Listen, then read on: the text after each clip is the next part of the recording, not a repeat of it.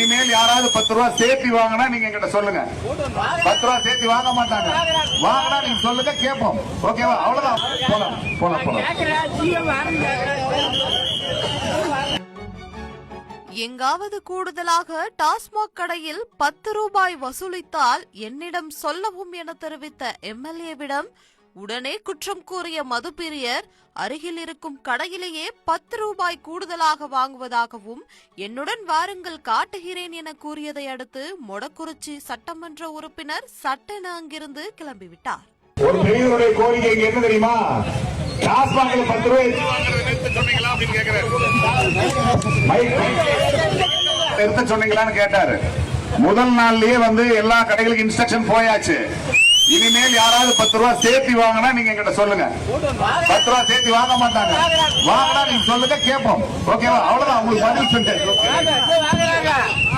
போலாம் போலாம் போலாம்.